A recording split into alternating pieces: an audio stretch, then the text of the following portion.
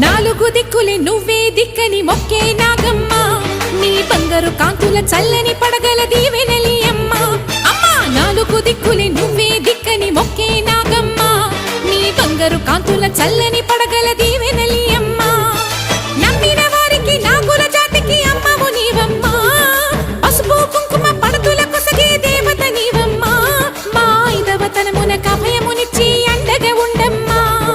చల్లని చూపుల నాగమ్మ మా పిల్ల